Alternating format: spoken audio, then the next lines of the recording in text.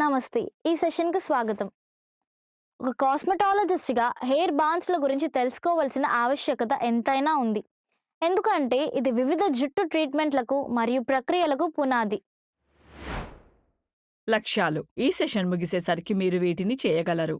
Hair bonds రకాలను వివరించటం, hair straightening, hair rebonding మరియు hair స్మూదనింగ్ ప్రక్రియలను నిర్వచించటం, జుట్టును విశ్లేషించటం మరియు జుట్టు పరీక్షను నిర్వహించటం, రిలాక్సర్లలో రకాలను వివరించటం. హెయిర్ బాండ్స్ మరియు వాటిలో రకాలు. హెయిర్ బాండ్స్ జుట్టు యొక్క ప్రోటీన్ మాలిక్యూల్స్లను కలిపి పట్టి ఉంచే నిర్మాణాత్మక లింకులు. ఇవి జుట్టు యొక్క బలాన్ని, ఎలాస్టిసిటీని మరియు మొత్తం స్థితిని నిర్ణయించడంలో కీలకమైనవి. మన జుట్టు కెరటిన్ అని పిలువబడే ఫైబ్రస్ ప్రోటీన్‌తో తయారవుతుంది. హెయిర్ బాండ్స్‌ను అర్థం చేసుకోవడం అనేది జుట్టు సంరక్షణ మరియు స్టైలింగ్ ప్రక్రియలో ఒక కీలకమైన దశ. ఆశించిన ఫలితాలను సాధించడానికి హెయిర్ రీబాండింగ్, పర్మింగ్ లేదా కలరింగ్ వంటి కెమికల్ ట్రీట్మెంటులు ఈ బాండ్స్‌ను తెంపటంపై మరియు రీఫార్మింగ్ అంటే చక్కదిద్దడంపై ఆధారపడతాయి. సరైన జుట్టు సంరక్షణ ఉత్పత్తులు అంటే కెరటిన్ మరియు అమినో యాసిడ్స్ ఉన్న ఉత్పత్తులు ఈ బాండ్స్‌ని నిలిపి ఉంచుటకు మరియు బలోపేతం చేయుటకు సహాయపడుతూ జుట్టు ఆరోగ్యాన్ని మరియు సజీవత్వాన్ని మెరుగుపరుస్తాయి. హెయిర్ బాండ్లలో 3 రకాలు ఉన్నాయి. అవి disulphide bonds, salt bonds, hydrogen bonds. ఇప్పుడు వీటిల్లో ప్రతి ఒక్క దానిని సవివరంగా చూద్దాం. Disulphide bonds.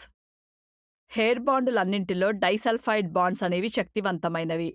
ఈ బాండ్స్ మన జుట్టు ఆకారానికి మరియు నిర్మాణానికి బాధ్యత వహిస్తాయి. జుట్టులో ఎంత ఎక్కువ డైసల్ఫైడ్ బాండ్స్ ఉంటే అది అంత ఉంగరాలు లేదా గిరిజాలుగా అవుతుంది. ఈ బాండ్లకు తట్టుకునే శక్తి చాలా ఉంటుంది మరియు నీరు లేదా వేడి వలన విరిగిపోవు. పర్మ్స్, రిలాక్సర్స్ లేదా హెయిర్ కలరింగ్లలో ఉండే రసాయనిక ఏజెంట్లు మాత్రమే వీటిని విరగ్గొట్టొచ్చు.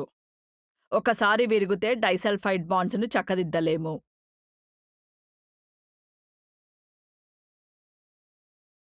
Salt bonds. సాల్ట్ బాండ్స్ అనేవి జుట్టు యొక్క మొత్తం బలంలో 3వ వంతు ఉంటాయి. జుట్టు యొక్క pH స్థాయిలలో అసిడిక్ మరియు ఆల్కలైన్ దిశలలో మార్పుల ద్వారా ఈ బాండ్స్‌ను విరగ్గొట్టవచ్చు. 5.5 లేదా అంతకంటే ఎక్కువ pH ఉన్న పదార్థాలు జుట్టుకు అప్లై చేయబడినప్పుడు సాల్ట్ బాండ్స్ సులభంగా విరుగుతాయి. Hydrogen bonds. Hydrogen bonds hair హెయిర్ బాండ్లలో ఉన్న అత్యంత అనువైన బాండ్స్. హైడ్రోజన్ బాండ్స్‌ను నీరు మరియు వేడితో సులభంగా విరగ్గొట్టవచ్చు. ఈ బాండ్స్ జుట్టును తడిపినప్పుడు లేదా వేడితో స్టైలింగ్ చేసేటప్పుడు తాత్కాలికంగా జుట్టు ఆకారాన్ని మార్చుకునే సామర్థ్యానికి బాధ్యత వహిస్తాయి. జుట్టు తడిగా ఉన్నప్పుడు హెయిర్ ఫైబర్‌లోకి అణువులు చొచ్చుకుపోయి ముందుగా అమర్చిన హైడ్రోజన్ బాండులు విచ్ఛిన్నమై కొత్తవి ఏర్పడతాయి. ఇక్కడ చూపిన విధంగా జుట్టును సెట్ చేయడానికి రోలర్స్‌ను ఉపయోగించినప్పుడు మన జుట్టు ఆకారం మారి బలమైన పట్టు ఉంటుంది. హెయిర్ రీబాండింగ్, స్మూదనింగ్ మరియు స్ట్రెయిటనింగ్. వేరువేరు ఫలితాలను సాధించడానికి జుట్టు యొక్క సహజ నిర్మాణాన్ని మార్చే వివిధ రకాల జుట్టు చికిత్సలు ఉన్నాయి. జుట్టు చికిత్సలలో 3 రకాలు ఉన్నాయి. అవి హెయిర్ రీబాండింగ్, హెయిర్ స్మూదనింగ్ మరియు హెయిర్ స్ట్రెయిటనింగ్. ఇప్పుడు ఈ ప్రతి ఒక్క ట్రీట్మెంట్ గురించి వివరంగా తెలుసుకుందాం. హెయిర్ రీబాండింగ్ అనేది సోడియం హైడ్రాక్సైడ్ లేదా అమ్మోనియం థయోగ్లైకోలేట్ ఉన్న ఘాటైన రసాయనిక రిలాక్సర్స్‌తో చేసే ఒక శాశ్వత హెయిర్ స్ట్రెయిటనింగ్ చికిత్స. ఈ రసాయనాలు జుట్టు యొక్క సహజ బాండ్స్‌ను విరగ్గొట్టి వాటిని పునర్నిర్మిస్తాయి. ఫలితంగా సన్ననైన మరియు మృదువైన ఆకృతితో జుట్టు స్ట్రెయిట్ చేయబడుతుంది. ఈ ట్రీట్మెంట్ ఉంగరాల లేదా గిరిజాల జుట్టును స్ట్రెయిట్ అంటే నిటారుగా చేయుటకు ఉపయోగించబడుతుంది. హెయిర్ రీబాండింగ్ ఎక్కువ కాలం మన్నికగా ఉంటుంది మరియు దీని ప్రభావము కొత్త జుట్టు పెరిగే వరకు ఉంటుంది. ఇప్పుడు హెయిర్ రీబాండింగ్ యొక్క నిరుపయోగాలను చూద్దాం. జుట్టు పాడైపోవడం. రీబాండింగ్ ప్రక్రియలో ఘాటైన రసాయనాలు మరియు వేడి వినియోగం ఉంటుంది. ఇవి జుట్టు నిర్మాణాన్ని పాడు చేయవచ్చు. సమయం గడిచే కొద్దీ ఇది పొడిబారడము, విరిగిపోవడము మరియు చిట్లిన చివర్లకు దారితీయవచ్చు. రీగ్రోత్, తిరిగి పెరగడం. జుట్టు పెరిగే కొద్దీ సహజమైన టెక్స్చర్ అంటే నిర్మాణం కుదుళ్ల వద్ద కనబడడం ప్రారంభమవుతుంది. దీనివలన రీబాండ్ అయిన జుట్టు మరియు కొత్తగా పెరిగిన జుట్టు మధ్య గమనించదగిన వ్యత్యాసం ఉంటుంది. ఖర్చుతో కూడుకున్నది మరియు సమయం పట్టేది. హెయిర్ రీబాండింగ్ ఒక ఖరీదైన ప్రక్రియ. జుట్టు పొడవు మరియు ఒత్తును బట్టి దీన్ని పూర్తి చేయడానికి చాలా గంటలు పడుతుంది. ప్రొఫెషనల్ ఎక్స్‌పర్టీస్ అంటే వృత్తి నిపుణత. ఈ ప్రక్రియలో భద్రతను నిర్ధారించుటకు మరియు కావలసిన ఫలితాలను సాధించుటకు ప్రొఫెషనల్ల నైపుణ్యం అవసరం ఉంటుంది. అనుభవం లేని స్టైలిస్టును ఎంచుకోవడం వలన జుట్టు పాడైపోయే ప్రమాదాన్ని పెంచవచ్చు.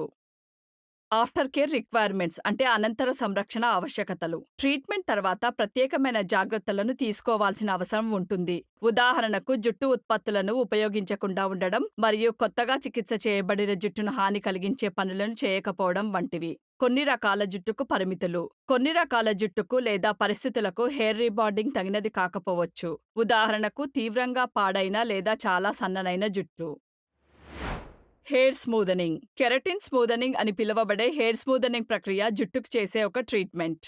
చిక్కులు అంటే ఫ్రిజ్‌ను తగ్గించడం, నిర్వహణీయతను మెరుగుపరచడం మరియు ఒక సన్ననైన మృదువైన ఆకారాన్ని సృష్టించడం దీని యొక్క ఉద్దేశ్యం. హెయిర్ స్ట్రెయిటనింగ్ మాదిరిగా కాకుండా ఇది జుట్టు యొక్క సహజమైన ఉంగరాలను లేదా గిరిజాల తత్వాన్ని పూర్తిగా స్ట్రెయిట్ చేయదు. ఈ ట్రీట్మెంట్లో జుట్టు షాఫ్ట్‌ను స్ట్రెయిట్ చేసి మృదువుగా చేసి కెరటిన్ అనే ఒక ప్రోటీన్ ఉన్న హెయిర్ స్మూదనింగ్ ఉత్పత్తులను ఉపయోగించడం జరుగుతుంది. హెయిర్ స్మూదనింగ్ ప్రక్రియ అనేది తమ జుట్టును పూర్తిగా స్ట్రెయిట్‌గా చేసుకోకుండా ఒక మృదువైన ఆకృతిని కోరుకునే వారికి ఉత్తమమైనది. ఇప్పుడు హెయిర్ స్మూదనింగ్ యొక్క కొన్ని నిరుపయోగాల గురించి చూద్దాం.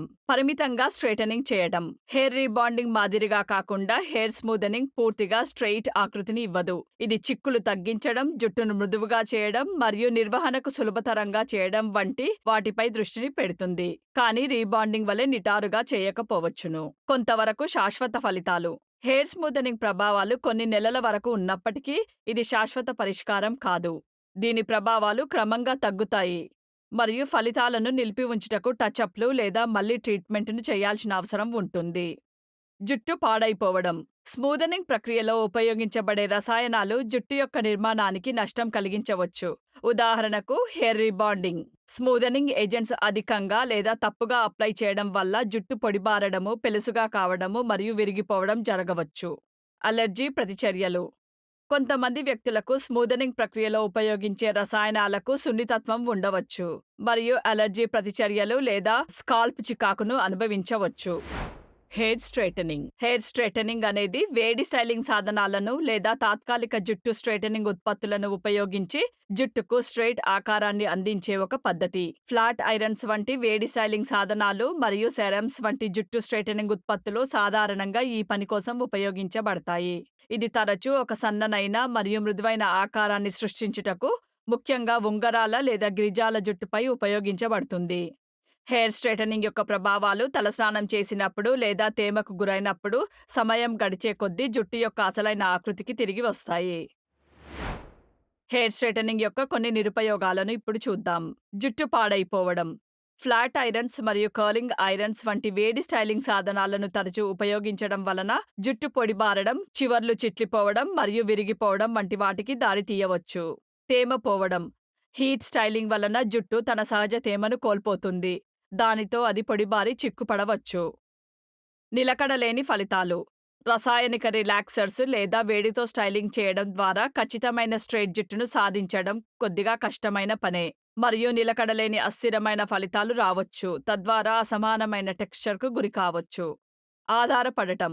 రెగ్యులర్గా స్ట్రెయిటనింగ్ పద్ధతులను ఉపయోగించటం వలన జుట్టు ఈ టెక్నిక్స్‌పై ఆధారపడేలా చేస్తాయి మరియు కొంతమందికి తమ సహజంగా ఉన్న జుట్టు టెక్స్చర్‌తో అసౌకర్యంగా మరియు అసంతృప్తిగా అనిపించవచ్చు. స్కాల్ప్ విశ్లేషణ మరియు జుట్టును పరీక్షించడం. క్లయింట్ కన్సల్టేషన్స్ అంటే సంప్రదింపు సమయంలో జుట్టు మరియు స్కాల్ప్ పరిస్థితిని అంచనా వేయుటకు జుట్టు విశ్లేషణ అవసరం. ఏ ప్రక్రియనైనా ప్రారంభించే ముందు దాని గురించి వివరించండి.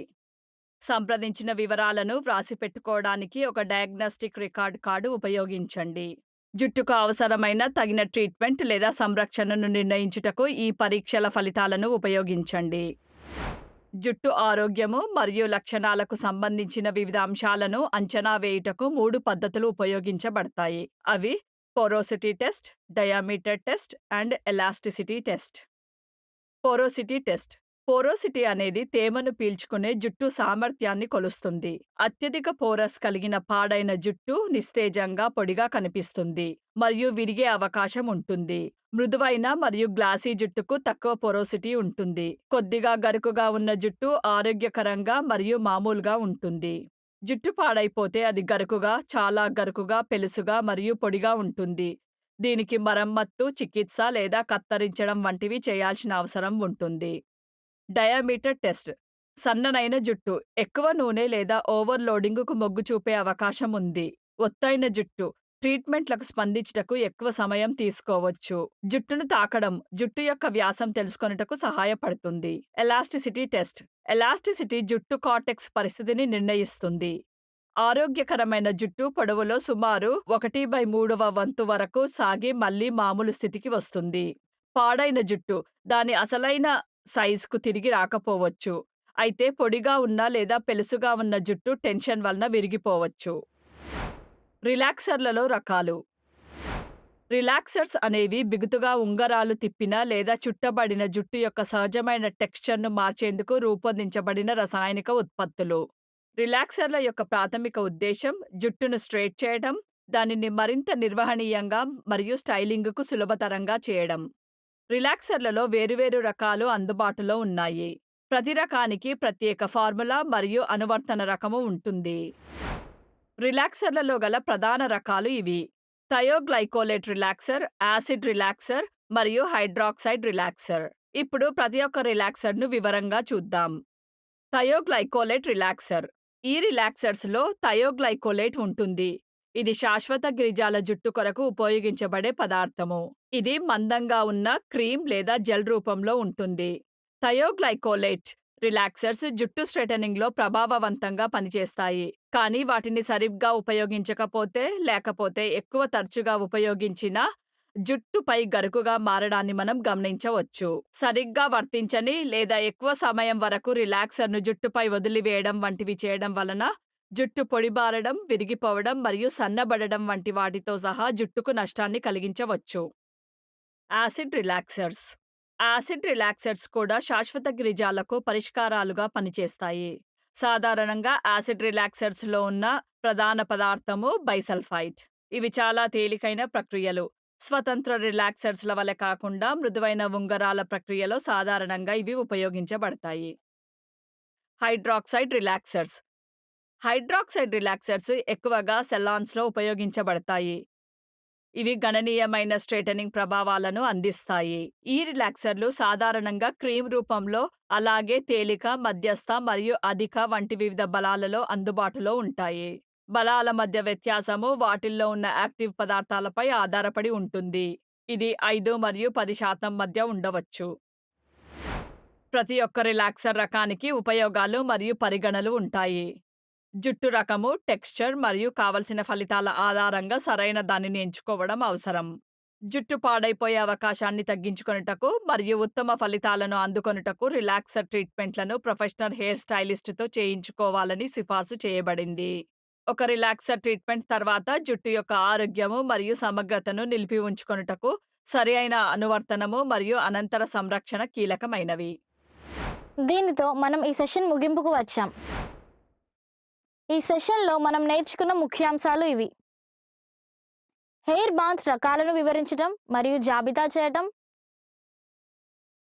హెయిర్ స్ట్రైటనింగ్, హెయిర్ రీబాండింగ్ మరియు హెయిర్ స్మూతనింగ్ ప్రక్రియలు నిర్వచించటం, జుట్టును విశ్లేషించటం మరియు పరీక్షించటం మరియు రిలాక్సర్స్ల రకాలను వివరించటం. చూసినందుకు ధన్యవాదాలు. తర్వాత సెషన్లో మళ్ళీ కలుద్దాం.